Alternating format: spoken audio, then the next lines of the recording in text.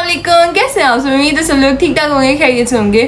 तो मैंने आज व्लॉग नहीं अपलोड किया था, तो मैंने सोचा स्टोरी टाइम वीडियो बनाऊंगी, वो अपलोड करूंगी, ठीक है। क्योंकि मेरे कज़न्स आए हुए थे और मैं पूरा दिन कुछ बिजी भी थी, तो मैंने कहा कि स्टोरी टाइम बनाते हैं, ठीक है।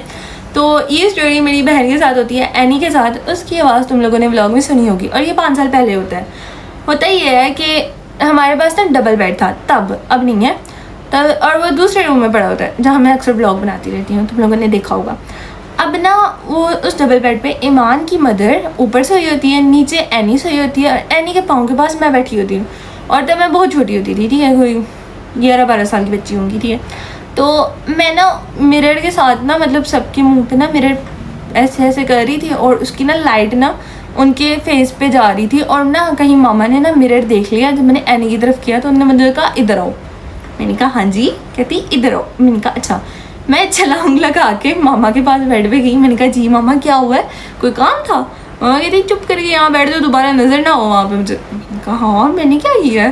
तो मैंने देखा एनी रो रही है। मैंने कहा इसको क्या हुआ है, ये तो रोती नहीं है। अब एनी की आदत है, कुछ भी हो जाए वो रोती नहीं है, और मैं ऐसी बच्ची हूँ जिसको कोई इतना सा कुछ कहते वो रोने लग जाती है।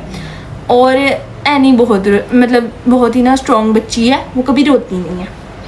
तो होता ही है कि एनी रो रही होती है और इसकी आंखें इतनी ज़्यादा लाल हो जाती है, इतनी ज़्यादा, और मुझे डर लग रहा होता है। तो मेरी मम्मा कहती पीछे बैठो। तो मैं जब पीछे होती ना, तो मैंने देखा कि वो हंस भी रही होती है, और मुझे समझ नहीं आई क्या रहा है। और उस टाइम पे रात के तकरीबन 3 बज रहे होंगे, ठीक है। मैंने ना मेरे पापा को कॉल की, मैंने कहा आप घर आएँ, एनी रो रही है। तो पापा कहते क्या हुआ? मैंने कहा मुझे नहीं पता, आप घर आओ फटाफट। तो पापा जैसे ही घर आते हैं ना, तो मम्मा कहती है इसको असरात का मसला हुआ है। पापा कहते हैं, मम्मा कहती हाँ। तो पापा कहते चलो हम ना एक काम करते हैं, दरबार पे चलते हैं। अब दरबार हमारे घर से थोड़ा सा ही दूर था। हम गए तो वहाँ पे ना एक औरत दरबार में भी ना बैठी थी साइड में। उसको देख के कहती है इसने परफ्यूम लगाया और ये अच्छी औरत नहीं है क्या? और मुझे ना ज़रा गुस्सा आ गया, तो मैंने कहा कि तुम किसी को ऐसे नहीं कह सकती, गलत बात है। तो इसने मुझे घूर के देखा। मामा ने कहा चुप करो तुम। मैं उसी टाइम चुप, अच्छे बच्चों की तरह मैं चुप कर जाती, बहुत अच्छी हूँ मैं।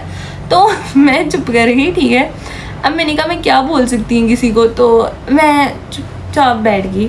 उसके बाद यानी कि थोड़ी तबीयत फजर के अज़ान के बाद ठीक होती है, फिर हम लोग वापस घर आते हैं और वो सो जाती है। और ऐसे ही होता है, पापा फिर चले जाते हैं और फिर उसकी तबीयत ख़राब हो जाती है। तो मेरे मामू और मामी घर आते हैं और साथ उनके बच्चे होते हैं, ठीक है। और जब वो लोग घर आते हैं तो एनी को ना मेरी मामी ने संभाला था और मेरी मामा ने, ठीक है। एनी की तबीयत शदीद ख़राब रहती थी, वो रोज़ रात हंसती थी, रोती थी, हंसती थी, कभी रोती थी। फिर वो पाँव अपने बेड पे इतनी ज़ोर से मारती थी, समझ ही नहीं आ रहा था क्या हो रहा है। हमने कहा कि हम कारी साहब को दिखा लेते हैं, ठीक है, दम कर देंगे तो ठीक हो जाएगी। कारी साहब के पास ले गई तो उन्होंने तवीज़ दिया और साथ हमें बताया कि ये बच्ची रात में परफ्यूम लगा के कहीं बैठ गई और कोई चीज़ बैठ के अट्रैक्ट हो गई, इसके पीछे लग गई। तो अब मामा कहें कि अच्छा चलें आप कोई तवीज़ दे दे। उन्होंने तवीज़ दिया, और जब इसने तवीज़ पहन लिया तो उसके 1-2 दिन ये ठीक रही, फिर इसके साथ ये सब होने लग गया। उसके ही 1-2 दिन बाद ईद थी, बड़ी ईद, ठीक है। तो हम सब ने ना सोचा हुआ था कि हम लोग बाहर घूमने फिरने जाएंगे। तो मेरे कज़न्स और मेरा प्लान बना कि हम लोग बहरिया टाउन जाएंगे, अल्फ़ा टावर ऊपर जाके बहुत अच्छा व्यू आता है, वीडियोस बनाएंगे। हमने अपने घर वालों को मनाया, बहुत मुश्किल से मनाया, और उस टाइम पर टाइम ज़्यादा हो गया था। तो मेरे घर वाले कहते नहीं हम कल जाएंगे। हमने कहा नहीं कल ईद का लास्ट डे है, कल कहीं और जाएंगे, आज जाना है। तो ना मामा कहती चलो ठीक है, इतना कहना है तो ले जाते हैं। तो हम सब निकलते हैं। रास्ते में ना एक बहुत प्यारी सी जगह थी, बहुत प्यारा सा पार्क बना हुआ था, उधर बहुत प्यारी प्यारी लाइट्स लगी थी। हमने पहले वहाँ पिक्चर्स बनाई, आधा घंटा हमें वहाँ लग गया। जब हम लोग बहरिया टाउन पहुँचते हैं, अल्फ़ा टावर के पास होते हैं, उस टाइम पे तकरीबन 12:30 का टाइम था, ठीक है, मुझे अच्छे से याद है। चेक करो, मेरी अकल बहुत तेज़ है, मानो या ना मानो। हाँ, मेरी अकल बहुत तेज़ है, ठीक है। और मेरे पीछे आता हुआ शोर इग्नोर कर देना। अच्छा, जब हम लोग वहाँ जाते हैं तो वहाँ पे कुछ भी नहीं होता, लाइट्स वगैरह सब ऑफ, और वहाँ पे कंस्ट्रक्शन का काम हो रहा होता है, और उस टाइम पे तो वहाँ पे भी अंधेरा होता है, ठीक है।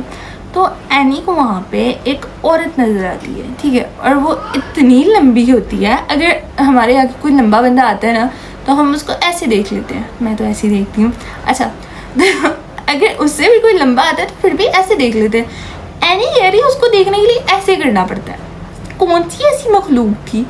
और उसका चेहरा, मैं यहाँ पे एक ना पिक्चर लगाऊंगी, उससे मिलती जुलती देख लेना तुम लोग, पहले वार्निंग दे रही हूँ। तो मैं पिक्चर तुम लोगों ने देख ली होगी, ठीक है। और मैं अभी एडिटिंग कर रही थी, ठीक है, वीडियो, और मुझे पता चला कि वो तो पार्ट जो मैंने वीडियो पिक्चर के बाद बनाया था वो है ही नहीं मोबाइल में, तो अब मैं दोबारा बना रही हूँ, ठीक है। एनी को वहाँ पे वैसी जो मैंने पिक्चर लगाई वैसी एक ब्लैक कलर में चीज़ नज़र आती है, ठीक है, और वो बहुत लंबी होती है, और मैंने जैसे बताया, ठीक है, पिक्चर देख लेना, तो उससे वैसी चीज़ नज़र आती है। दैन ना वो हमारे पास आती है और मम्मा से बोलती है कि मेरी तबीयत बहुत ख़राब है, हमें यहाँ से ले जाओ। तो मम्मा कहती है अभी तो आए हैं, तो कहती है नहीं चलें चलें चलें। मम्मा कहती है ठीक है चलते हैं। उन्होंने हमें कहा कि चलो हम बच्चे कहीं ना खाना खाने चलते हैं, तो हमने कहा ठीक है। पास के एक रेस्टोरेंट में जाते हैं, लेकिन वो रेस्टोरेंट बंद होता है, तो फिर हम लोग जाते हैं एक और रेस्टोरेंट जो थोड़ा दूर होता है, ठीक है। तो हम लोग वहाँ पे जाते हैं, आराम से बैठते हैं, खाना वगैरह खाते हैं, उसके बाद थोड़ी बहुत हम लोग पिक्चर्स बना लेते हैं, और ऐसे ना हम सारे कज़न्स ना वापस घर जा रहे होते हैं। घर जाते वक्त हमने ना कार में गाने लगाए होते हैं। मैं स्पेशली ये हरकत करती हूँ कि मैं और एनी ऐसा करते हैं, कार में बैठी हो कहीं जा रहे हो तो हम गाने लगा लेते हैं, ठीक है। हमारी ये आदत मामा को नहीं पसंद, कहती है नहीं लगानी चाहिए, लेकिन हम लगा लेते हैं। तो कज़न्स भी थे तो उन्होंने नहीं मना किया, हम लगाए थे, आराम से बैठ के सुन रहे थे। ए ढिल्लों के गाने इतने मज़े के लग रहे थे। उसके दौरान एनी हमें बोलती है कि कार में से किसी लड़की की चीखों की आवाज़ आ रही है, और हमने कहा नहीं आ रही। तो कहती है तुम्हें समझ नहीं आ रहा आ रही है, मतलब वो मुझसे बात कर रही थी सिर्फ मुझसे, ठीक है। तो मैंने कहा नहीं आ रही बहन। तो एनी वो बात मुझे बोल रही थी, बीच में कॉल आ गया था, ठीक है। अच्छा एनी वो बात मुझे बता रही थी कि देखो एक औरत की आवाज़ आ रही है, क्योंकि एनी की बहन मैं थी, बाकी सारे कज़न, तो मैं उसके साथ बैठी थी, तो उसने मुझे बताया एक औरत की आवाज़ आ रही है, और मैंने कहा नहीं आ रही। तो कहती मैं मजाक नहीं कर रही, वाकई आ रही है। तो मैं सीरियस हो गई थी, मैंने कहा अच्छा कैसी आ रही है। तो कहती चिल्लाने की आ रही है, तुम्हें भी आ रही होगी। मैंने कहा 2 मिनट हम गाने बंद करते हैं। मेरे पास ही मोबाइल था, मैंने गाना बंद किया और मैंने कहा अब सुकून से देखो कोई आवाज़ आ रही है। तो कहती हाँ आ रही है। मैंने कहा नहीं आ रही, देखो मैं मजाक खुद नहीं कर रही। तो कहती वो गुस्से में आ गई थी, पता नहीं क्यों, बहुत ज़्यादा गुस्सा कर रही। कहती तुम्हें समझ नहीं आया, मैंने कहा है आ रही है तो आ रही है। मैंने कहा अच्छा बहन आ रही होगी, तुम्हें आ रही है, मुझे नहीं आ रही। तो कहती मामा ये देख रही है ना मेरे से बदतमीजी कर रही है। मामा कहती वो भी ठीक कह रही, किसी को आवाज़ नहीं आ रही। तो अनी कहती नहीं मुझे आ रही है। मामा कहती अच्छा ठीक है।